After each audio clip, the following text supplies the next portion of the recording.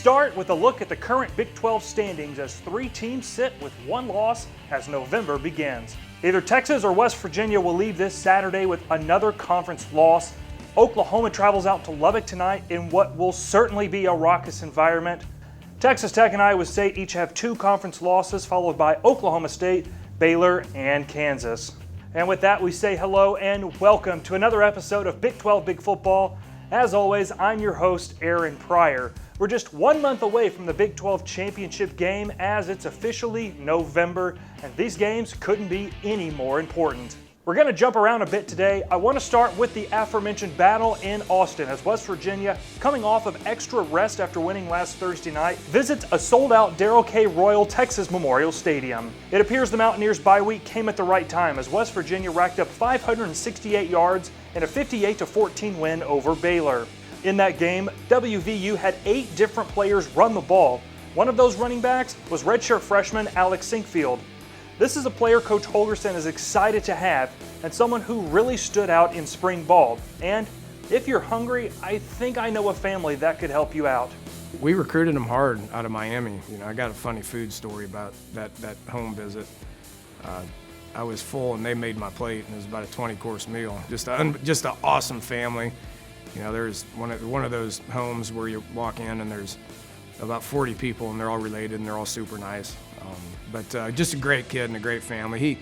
He redshirted last year. We had 4 backs that could play. So, but he had his opportunity in the spring to show us what he could do, and went out there and played well. David Sills and Gary Jennings are both 1 and 2 in the conference in touchdowns. They're going to look to continue to raise those TD totals against the Texas pass defense that's given up 245 yards a game through the air to this point. The Longhorns got in a hole early at Oklahoma State and couldn't quite get out, but Texas still played well. They still ran their offense as they normally do. The thing that really hurt Texas was penalties. That's something that will need to be cleaned up, and they'll have a chance to get things right as this home game couldn't have come at a better time.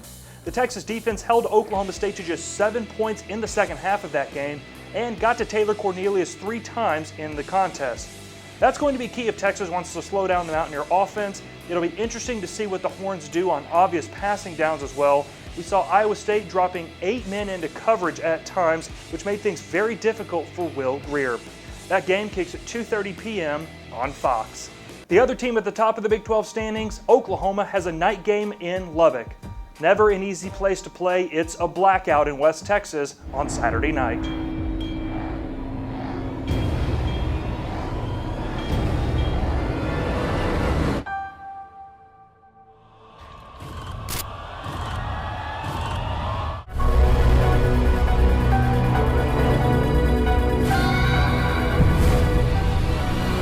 Tech is 3rd in the nation in passing yards per game. The Oklahoma defense comes in surrendering 232 a game through the air. Guys like Antoine Wesley, the emergence of Alan Bowman, and a much improved defense have the Red Raiders in a great spot at 5-3 as November begins. For the Sooners, this time of the year is called Championship November, and they've no doubt had a successful history in the Big 12. But that doesn't mean it gets any easier or the journey is any less rewarding. We've had a nice history with it, but it's always difficult. People ask me to compare the last 3, and they're all hard. And you really respect it. And I've been in this league long enough, not only at Oklahoma but at Texas Tech as well, where I have a great respect for the history of this league, how difficult it is to win it. And so when you get a chance to do it, you appreciate the journey. The only CFP rankings that matter are the ones that come out at the end of the season. But I'll mention that Oklahoma leads the way in the Big 12 as of now at number 7 in those initial rankings. OU has put up 50+ in each of its last 2 games and will look to continue that trend with guys like Kennedy Brooks and TJ Pledger, who combined for nearly 200 yards out of the backfield last week. Kyler Murray is casually the 2nd most efficient quarterback in the country right now as well. So as usual, when these 2 teams get together, expect points galore at the Jones on Saturday night. Oklahoma State will take on Baylor on Saturday morning.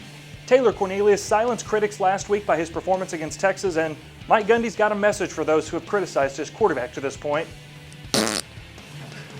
One guy who really showed out and accounted for 222 yards is Tylan Wallace. Wallace has been an unforeseen star for the Cowboys this year.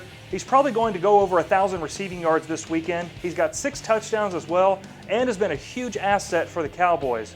When asked what makes Wallace so special, Coach Gundy gave a really unique look under the hood this week when it comes to evaluating wide receiver talent. We bring them in. We feel like we coach them good and train them, and then they have to have some talent. You know, they have to have the ability to leap and go up and take the ball at the highest point, like a basketball player. And so, Wallace has seemed like he's the next guy to do that. We can train them to run routes, in our opinion, but we can't train them to be able to take the ball at the highest point and have ball skills. Finally, I think this game is going to be a lot of fun. Kansas is coming off a win over TCU. They'll take on an Iowa State team that's won 4 out of its last 5 and seem to be rounding into form as well. The Cyclones have playmakers all over the field, including the likes of Hakeem Butler, who's second in the NCAA in yards per catch. David Montgomery has 4 100-yard rushing games this season.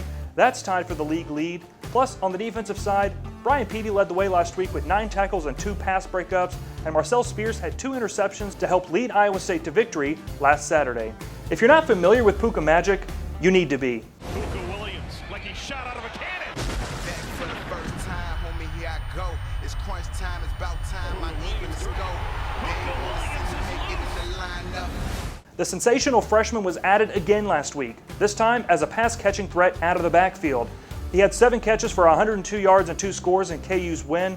The Jayhawk defense leads the Big 12 and is currently 4th in the country in interceptions. This game's going to be really interesting to me, and it looks like it's a fun matchup in Lawrence at 11 a.m. on FSN. One final comb over the schedule for today. Oklahoma State, Baylor, and Kansas, Iowa State get us going in the morning. K-State, TCU, and Texas, West Virginia own the afternoon, while Texas Tech and OU finish off what should be an incredible Saturday of Big 12 football. Top plays from last week. Usually we have 3. This week it's 4. Number 4, Peyton Bender to Stephon Robinson. Look at the ball placement on this throw and an equally as nice catch by Robinson in KU's win. Number 3, get up, Antoine Wesley. Being 6'5" has its advantages. What a grab for the Texas Tech touchdown. Now, his Red Raider teammate, though, had to get involved as well. Number 2, look at the concentration here by TJ Vasher to bring this in.